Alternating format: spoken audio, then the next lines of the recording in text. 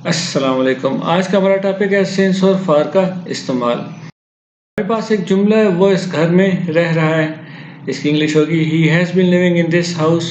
लेकिन साथ कुछ कंडीशन है 2019 से, 2 साल से या फिर पिछले 2 साल से। तो अब इनके साथ सिंस और फार का इस्तेमाल होगा। अगर आप ये नहीं जानते कि इनके साथ कहाँ पर सिंस और कहाँ पर फार का इस्तेमाल होगा तो ये वीडियो आपके लिए बहुत अहम होगी। सिंस का इस्तेमाल होता है पॉइंट ऑफ टाइम के लिए, जैसे कि मॉर्निंग, इवनिंग, 2005, 4 o'clock, नून, नाइट, जून या फिर मंडे। यानी वो वक्त जिसका हमें स्टार्टिंग पॉइंट मालूम होता है वहाँ पर सिंस लगेगा। लेकिन ऐसा वक्त जिसका हमें पीरियड यानी वक्फा मालूम होगा लेकिन उसका स्टार्टिंग पॉइंट मालूम नहीं होगा, वहाँ पर फार का इस्तेमाल होगा। जैसा कि 2 hours, 1 week, 2 centuries, 5 minutes, 3 days, 10 years, 8 months, 2 decades। यानी जहाँ पर पॉइंट ऑफ टाइम का जिक्र होगा, स्टार्टिंग पॉइंट हमें मालूम होगा, वहाँ पर सिंस का इस्तेमाल होगा, और जहाँ पर पीरियड ऑफ टाइम का जिक्र होगा वहाँ पर फार का इस्तेमाल होगा। हमारे पास एक मिसाल है ही हैज़ बीन स्लीपिंग। इसकी उर्दू होगी वो सो रहा है। लेकिन जब इसमें वक्त को शामिल कर देंगे, जैसे कि वो दोपहर से सो रहा है। अब दोपहर जो है वो पॉइंट ऑफ टाइम है, तो अब इसके साथ सिंस का इस्तेमाल होगा। He has been sleeping since नून।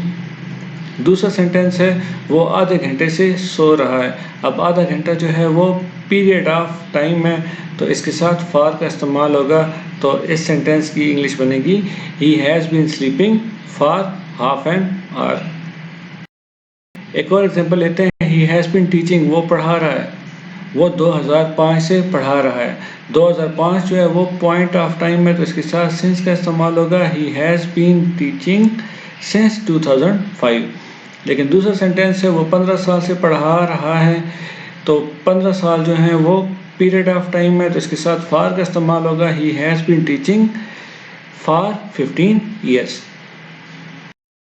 अगली एग्जांपल है हमारे पास वी हैव बीन स्टडिंग, हम पढ़ रहे हैं। अब हम शाम से पढ़ रहे हैं, शाम जो है ये पॉइंट ऑफ टाइम है, तो इसके साथ सिंस का इस्तेमाल होगा। We have been studying since evening.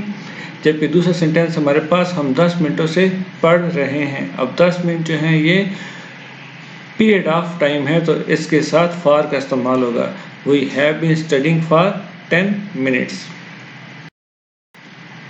अगली एग्जांपल है हमारे पास इट हैज़ बीन रेनिंग, बारिश हो रही है। 9 बजे से बारिश हो रही है, 9 बजे जो है ये पॉइंट ऑफ टाइम है, तो इसके साथ सिंस का इस्तेमाल होगा। It has been raining since 9 o'clock। जबकि 2 घंटे से बारिश हो रही है, तो 2 घंटे जो है ये पीरियड ऑफ टाइम है, तो यहाँ पर फार का इस्तेमाल होगा। अब इसकी इंग्लिश बनेगी it has been running for 2 hours। कुछ मिसालें और लेते हैं, फिर क्लोजिंग की तरफ जाते हैं। दे हैव बीन प्लेइंग, वो खेल रहे हैं, वो सुबह से खेल रहे हैं। अगर सुबह लगाएंगे तो सुबह का हमें मालूम है कि ये पॉइंट ऑफ टाइम है, तो इसके साथ सिंस का इस्तेमाल होगा। They have been playing since morning.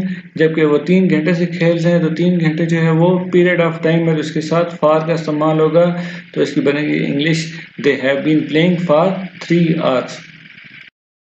She has been running, वो भाग रही है, वो सुबह 5 बजे से भाग रही है। अब सुबह 5 बजे ये हमारे पास है पॉइंट ऑफ टाइम, तो इसके साथ सिंस का इस्तेमाल होगा।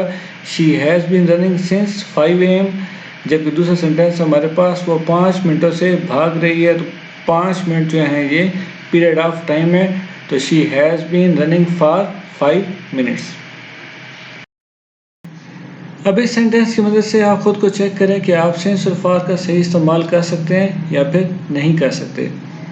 He has been living in this house dash 2019, या फिर he has been living in this house dash 2 years। He has been living in this house last 2 years। अब कहाँ पर सिंस आएगा और कहाँ पर फार आएगा आपने सोच लिया होगा। अपने जवाबात इन जवाबात के साथ मिलाएं और चेक करेंगे क्या आपको इस वीडियो से फ़ायदा हुआ है या फिर नहीं हुआ। अगली वीडियो तक अल्लाह हाफ़िज़।